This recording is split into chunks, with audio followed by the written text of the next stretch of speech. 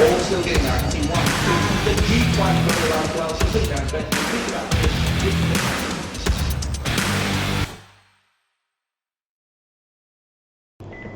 Hi everyone, John McLeod from Macbet. I'm just going to go through this roundup for the weekend and how we played it.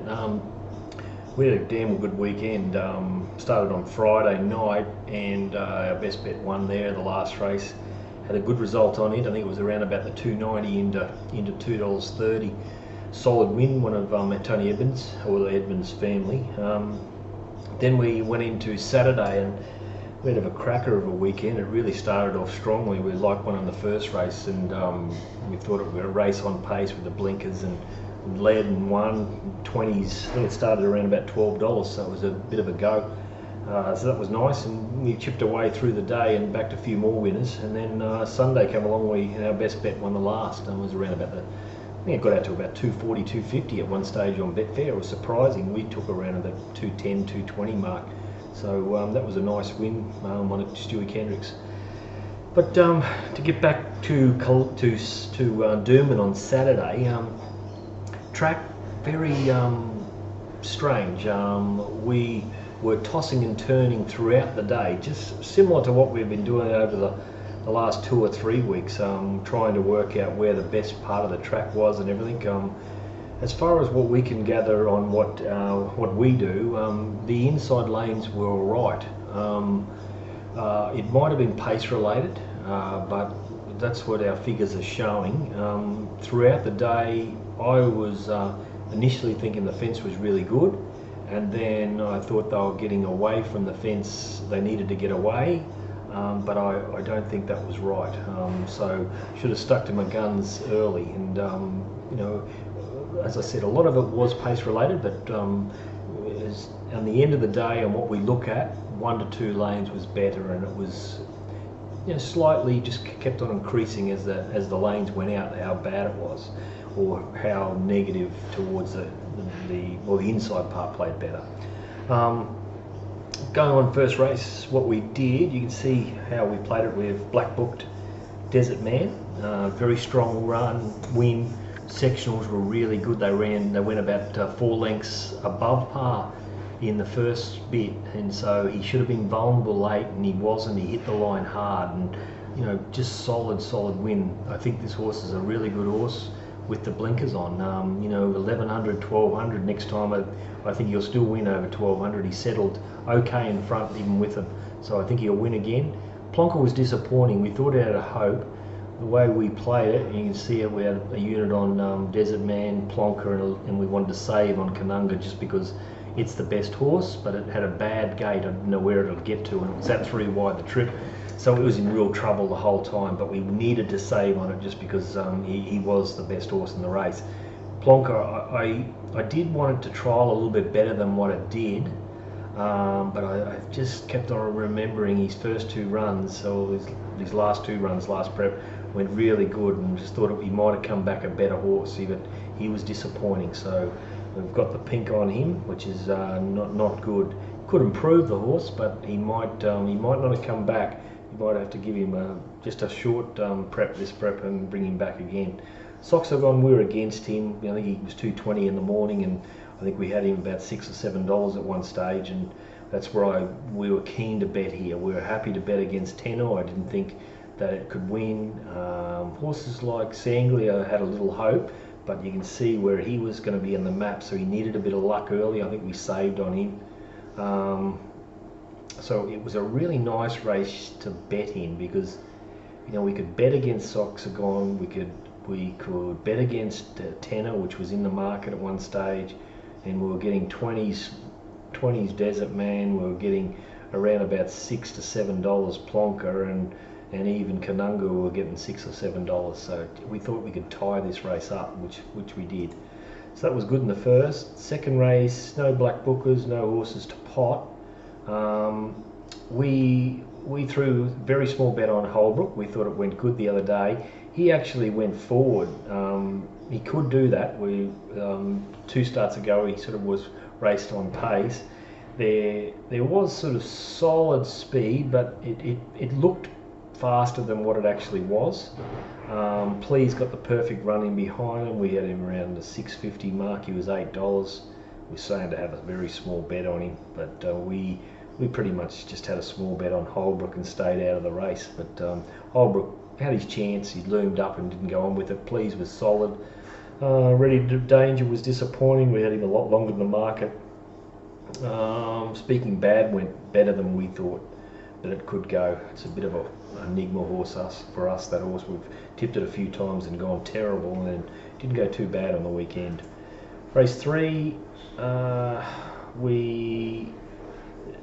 in this race we were potting Eric the Eel because we didn't think there was much speed in the race. You can see Suits leaders and handy runners, so we're looking in this area here for winners. Eric the Eel was going to be back here, so we thought there was a bit of a time to bet because the way the race was going to be run and everything, it wasn't going to be suited. It wasn't that suited. The race didn't go that good. They went negative sectionals for both ends, which is not a good sign.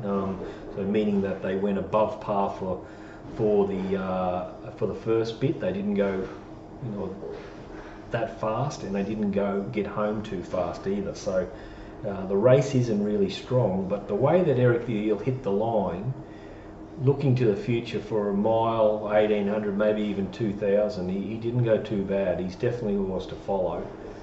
Francisca was disappointing. He probably rode him up. He did ride him upside down. She rode him upside down, went to the front, but I wouldn't have had a problem with that if I would have been suggesting what she should do. I would have said go forward as well, because I didn't think there was much speed, and it got it fairly easy and gave up. So that was disappointing. But was it just because they were ridden upside down? She's riding really good, Thornton. A lot of winners of late, and I thought she was riding too quiet, just riding everything back in the field, like Sienna Rose, I think, is one of the horses she's been riding. But on occasions, she's done the right thing and gone forward. So either her manager, whoever is managing her, or her herself, is doing the right thing and going well, and she's a jockey that you can follow. What do we think? Dreamer Green, we were a bit against it just because of the distance, and it was just failed. Just the last little bit. Just wanted to knock up the last little bit. That was the reason why Mr. Storm was able to get over it. We thought it had a little hope. We put a half a unit on it. Got out to $12, this horse. We took a lot less than that, and I got a bit frightened at the finish and wouldn't back up. So it was disappointing. I didn't have a bigger result on this, but it was still all right. Getting on to race 4, we were potting the Odyssey. I didn't think it'd come back, and it blew like the wind. Got out to 750. Fisticuffs stayed around the market. We had it, but I did think it was hard to beat. It was one of those horses that whether you give it a fair bit more improvement than I did, and that's the reason why I backed it, because I gave it improvement, but I probably could have given it a bit more, but it's actually landed on what I originally gave it, and so I thought it was a touch disappointing, if anything. It showed the turn of foot, it hung in, and that's the reason why I didn't get the protest, I think, because definitely Xanthus came out on it, but Fisticuffs came in as well. So I just thought it had a chance, and at the finish, Xanthus was holding it. I couldn't get Xanthus that short. It improved around about, on our figures, it improved around nearly 4 lengths on its win at Caloundra, which I couldn't give it that, and that's, you can see what price I had it, around the $33. We had this shorter Get Your Own Grey on it, went good. Sat 3 we'd ride the trip and went alright, was nearly got into our Black Book area. Ballistic Boy went really good. It's come back good, this horse. Put it over a mile, 1400. Eagle Farm 1400 with a bit of speed. It'll be very hard to beat. He just got out sprinted the last little bit by the other two, but he was still kept on trying down the straight. I think he was 10s into 5s, might have been even $11 on Friday, so he was going to be a fair result for us, and Fisticuffs, was going to be okay. You can see what we did with the units there, but we did our money there. Next race, we didn't bet. We had a small bet on Southcat. I didn't bet. I stayed out of this race. I just thought they were all gunners. The race was no good. They went 6 lengths above slow for the first bit and just went home good par, so they should be getting home a lot better than that. Cardigan we were against. We thought it was going to be back in the field in a slowish sort of run race, which it was, and just never was going to be in the race. I couldn't believe the market in the morning on 220, got out to 290. I wanted to play in this race, but I couldn't find any real value. Sept, as I said, we had it around $8 or $7, another dollar around about the market, but he was going to be out here, didn't know what was going on there. Avenger was going to get a lovely run, but they took the 420, 440 and got in too short for us, so we couldn't bet there. Any Stride, I know we've got it 650 and it's 50s. If it would have won, I would have been sick, but he's a gunner. That's all he is. Fortensky, about the price we had it. So there's a lot of ifs and buts about this race. That's why I stayed out. Next race, I didn't know what to think about Better Reflection. I thought it trialled not that crash hot, and it had a long spell, so I had in the back of my mind whether this horse had a problem or not. So I was just, you can even see my comments here, query why longish spell, terrible gate. Now what he did, he pinged the lids and went straight to the front. He was over the lead, and 2nd of May went up on the outside of him. So I got the map a little bit wrong, and just my thinking, I was overthinking the horse. He did go good last preparation, or his first preparation, kept sitting wide and winning one day. It was a good win. I had in the back of my mind Gemma Scotland was a really nice horse, and put him together, Gemma Scotland would beat it. But you can see our prices, we were like Gemma Scotland, we couldn't possibly take $1.35. We had at $2, $5 Better Reflection. We could have just got on it. 2nd of May was disappointing, but the horse to follow is definitely Gemma Scotland. I will be on it next time. I'm hoping the market will go against it just because it got beaten over in this race. But it was a nice run. They didn't go fast. They went around 4 lengths slow for the first bit and got home above par, and it made up about 3 lengths. So you can see how it's gone well above par the last sectional. So it's gone good. Happy to be on it next time. Next race, Constant Flight was disappointing. I thought got to 2nd too wide, where Knife Saver took a sit here. Tambo's Mate didn't show enough speed. Who led these? Capital Connection just pinged the lids. It was possible that after what he did the other day. But Constant Flight, I think it was a bit disappointing. He had the big weight though. There might have been an excuse for that. We had him 14s and it was $5. Jonko, we actually had this shorter. We had it around the $2.20 mark, and just I kept on finding reasons to try to be against the horse. And I thought, if it doesn't win, it'll get beaten out. And so with our exotics and everything, I was looking to find reason or find a way to bet in this race. So I made it a bit longer in the market, and he just did that. He got back in the field and ran on a little bit. Capital Connection, we could have quite easily been on this horse, and we didn't. The exotics were okay though. Brook Magic was disappointing. Tambo's Mate was a black booker. It went quite good. It hit the line good.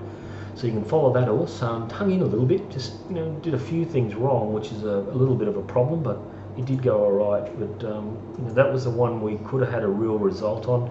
We gave it a little hope on our audio, which said this is a horse that's good value. So that's one that we missed. We had it in the quaddies and everything like that pretty strong. We went fairly wide all day. In this next race, race 8, I thought Publishing Power was disappointing in this race. He was 3rd or 4th in the fence, getting the nice suck run and didn't finish off. They went quick and got home not that fast. So horses, they should have been running on, and they really didn't. The only one that made up some ground was Top Striker, but the rest of them didn't. So all these horses behind Cool Sequence and Meet Mr. Taylor, I don't want to be on again, because they should have been running on. Cool Sequence, it was good value, $6, $5.50 I think it was. It was always going to be in the right spot, as we said in the video. On Saturday morning we put it out a free one with about this race, and we were pretty much spot the rock on it. Meet the Taylor come out a half a length slow and had to work around to that position, and that just made him vulnerable at the finish. You know, Cool Sequence had the soft lead in front. Meet Mr. Taylor was happy to sit on the outside of it, and when Cool Sequence pushed the button, Meet Mr. Taylor never had any answers. So you know, we had a little result on Cool Sequence. The next race, this was bad. The quaddies and everything went down here. I'm always thinking Oink 1400 was suspect, and it got the mile. You know, I was against Oink. I was against Six Sigma at the mile. I was against Counters Galwez, and I thought this is a nice race to play in. As far as our quaddies and everything, we went heavy into a lot of these horses. We didn't really bet in the race because we couldn't really find a heap of value, because we had to back about 5 or 6 of them. So we didn't bet, but geez, it was a big difference in our quaddies and everything. We had them going for a stack and missed it. So just because of Oink. What I'll show you here is interesting. Something that I've been saying for a fair while about when the speed's on in races. You can't when the speed's on, they've got to come to the outside, the back markers. If they stick to the inside, they're in awful trouble and they've got nowhere to go. So you can see, I'll just get rid of this volume. You can see in this race, they've gone, they went, what was it, 10 lengths above average early in this race. So horses midfield to back are going to be suited. You know, Oink's perfect, Aquavit perfect, these two are okay, back marker's still going to be in the race. Now what this bloke did, James Orman, which he's been riding good, I don't know why he did it, he should have been coming out, but he stuck to the fence. All these leaders who have gone 10 lengths above average have got to come back on him, and he's buggered. Whereas all the other horses came out the right positions, and they all run on from that perfect spot. So bad ride, James Orman. Made a blue. Doesn't make too many blues. He has been riding good, as from what I can see. But this one was a perfect example of probably what an apprentice would have done, and not a fully fledged jockey. So I thought it had a chance. I didn't bet in the race, but I thought it had a chance. It was well backed. He just made a blue.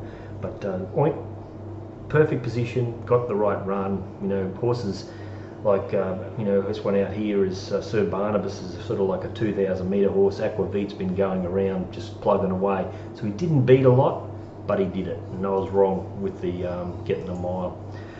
But that's about all for me. I've had a few bitches and a few real good results through the day there. I could have made a really good result out of Capital Connection. That was the one I let go. So, but the rest of the races were pretty damn good. After first, I was puffing the chest out. I was on a push button and press forward, and I just didn't press hard enough. It could have been a massive day, but everyone else I think had a really good day. And as I said, Sunday we backed it up a bit.